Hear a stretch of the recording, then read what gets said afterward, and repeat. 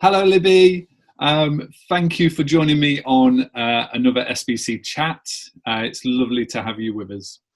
So, Libby, I've known you for 4 years now, which is In a lifetime. flew by. But for those people that don't know you, would you like to introduce yourself? So I'm Libby. I think it was 2 weeks ago. I've been a member now for 6 years at SBC, and during that time have volunteered with so many different things. And currently, what am I? I'm the trainee children's worker. Yeah, that's cool. And you're studying at Moorlands College? I am indeed. It's my lovely place in the middle of Christchurch or Birmingham. Yeah. And just like me, we're at the deadlines, aren't we? How's it going? I think when this goes out, I will be officially done. So my last deadline is Wednesday now. So that's my last one. I know. I think I'm going to party. Got Prosecco ready. Non-alcoholic. But yeah, so I'm ready. I'm ready for Wednesday, 4:30. I'm going to be partying. Don't call me after 4:30. Okay. Prosecco's going to be flowing. Yeah, yeah. So for those people that don't know Libby, a party for Libby will be a hot sunny day and a paddling pool in the back garden, so she can go crazy. So you won't see her out night clubbing. Not that they're open anyway. No, I can't do clubs. It's never. I've always been invited. I look at it and go, no, it's not for me. It's not for me. So you're doing. You're like the children's worker for our church, and before lockdown there was a kind of general routine. What things are you doing now? How are you finding it?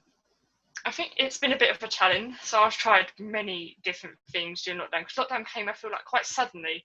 You're like, one moment you're at work, and then by the end of the day you're not allowed back into work again. And you're trying to plan like toddlers and just everything, and trying to connect with things.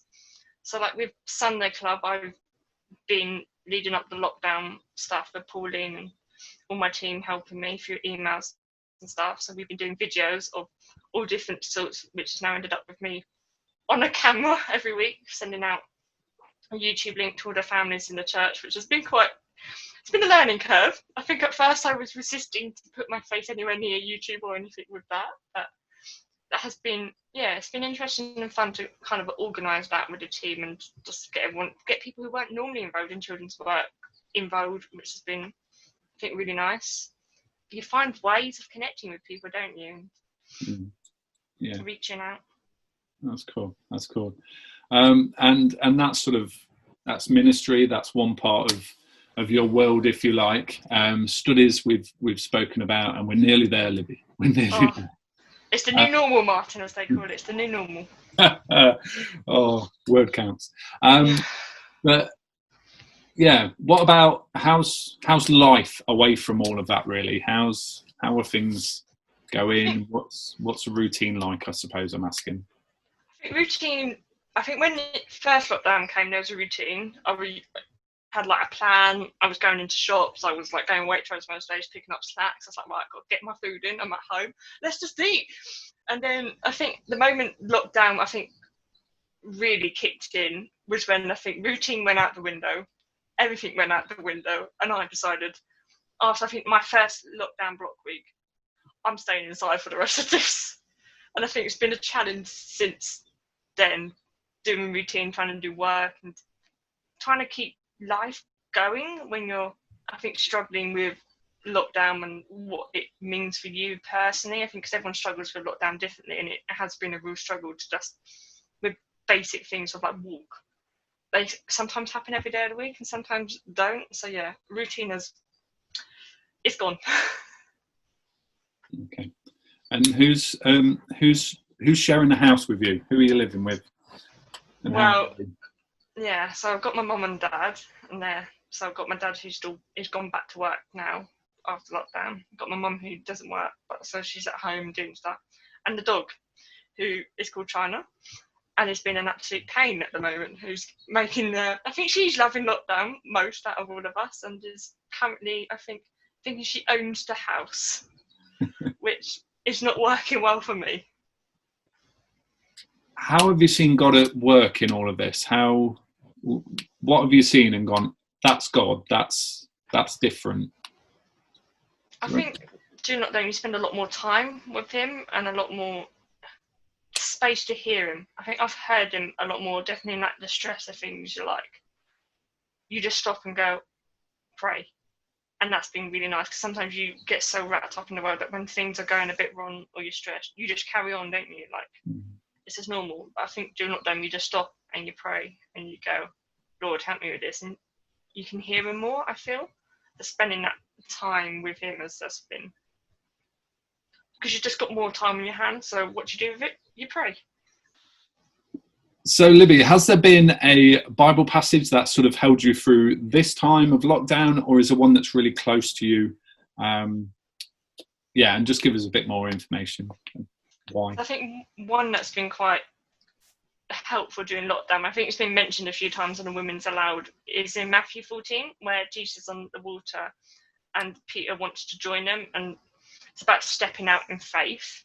I think that's been it's been really useful during this, when there's things that are struggling and you feel like where do I turn, who do I go to, and it's actually stepping out and making that, I think, initial contact when things are going a bit wrong, or you're a bit unsure of like leaving the house or starting, you're like, well, I've got to step out in faith, God is with me, he's going to journey with me through this, I'm not alone, just have faith, and it's going to be, I'm going to stay above the water, it's going to be like plain sailing.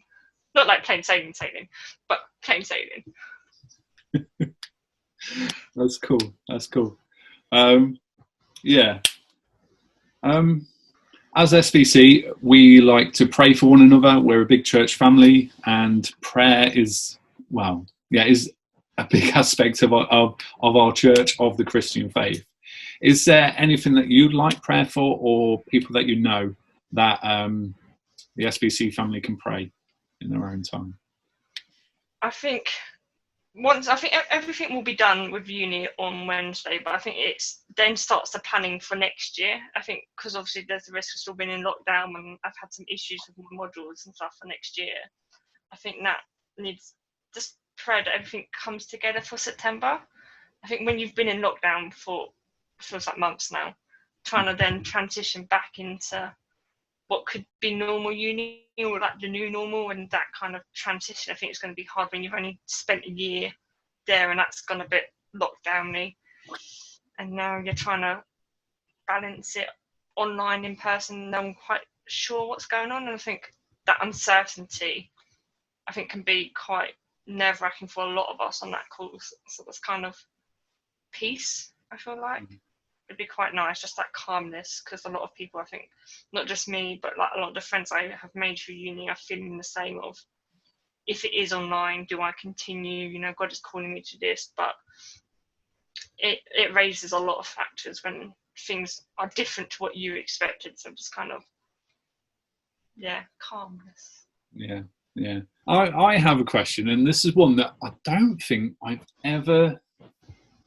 ever asked you, Libby, which is bizarre in itself. I think I probably know some of the details, but I've never just simply asked, not to build up the tension. Libby, family aren't Christian, but you are a Christian. So how did that happen? What happened? What's the story? I have realised we've never had this conversation, have we? No. Oh, that's so bad. So basically, when I was, I think, year 9, I had a bit of church. I was sent actually to SBC summer club every year as a kid. So that I was still like SBC outreach in a way, but like that was just the normal, parents send their kids away to summer club, don't they? And I think when I got to year 9, Amy Davidson, who a lot of you know, invited me to Think Book Solid. Used to run on a Monday as an outreach, and so she invited me along, and you could invite your friends, and I just played games, really. I was just there for the social. And then it was at the time when Ro and Mel were leaving, and I had to transition to Gravity. And so during that transition period, I went to church, just like to still get the Gravity before Adrian created it on a weeknight. And I think during it was never meant to be a long-term thing. So I came every 2 weeks around family commitments and stuff. And I think through there, I met Jesus. And actually, because when you're little, you're like, oh, I'm a Christian, but you're not. It's one of those things where you think you are because you told you are, but actually you don't have that commitment. And I think through coming to church, I learned who actually Jesus was and what it meant to be a Christian. And through that, so through that, you give your life, and got baptized a couple of years after. And I think that was all thanks to Amy. I tell her all the time. I was like, I want to be here if it weren't for you. Yeah. So I think she's had a massive part to play in my faith journey. So I'll never let her leave me. No. Just getting it on camera, Amy. You never leave me. And I suppose that leads to the next question of, so what difference does it make following Jesus, being a Christian? How do you see your life different? Sort of, how would those two paths have happened if you were never a Christian? What difference does it make having him? I think it's made a real difference. It makes you feel like you belong somewhere, like, you have family and all that kind of stuff, but you just feel like you belong somewhere in this like big family. Like my family's quite small. Everyone's got big cousins. Like, I've got 3 cousins. That's it. I'm the youngest at the moment. But when being part of something so big and so supportive and they're so together, it's just something so special when you get to like worship with thousands of Christians, even though I'm not like the biggest fan of festivals, which you might know, but just seeing people come together and just who all have passions about the same thing and all believe in the person, and you're so supportive. You get to journey with people. You get to be on that journey where you see them go from being a not Christian to committing their lives to supporting them through some of the toughest times, and going, actually, like, look, Jesus is right with you. You might not feel like it, you might not. And I think that's quite nice to know that actually when I say those words, I mean it, because I know that he's journeyed with me through some of the toughest times, that you go through. You're like, it's like the footprints in the sand. When I take a step, Jesus is right there next door to me. There's 2 sets of footprints. And when I answer questions, I go off topic. No, that was exactly on topic, so I wouldn't worry about it at all. Thank you, Libby. It's been great to talk to you. If anybody else would like to have a chat with me on SBC chat, that would be great. Send me a message. But Libby, it's been lovely, and I will see you soon. God bless. See you soon. Bye.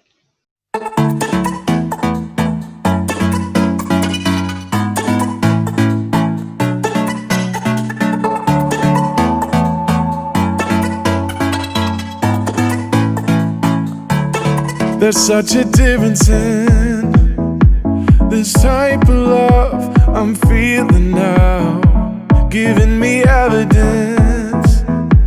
You know my heart, I see your grace, and you tell me that I'm one of your own. No need to hide, no need to run.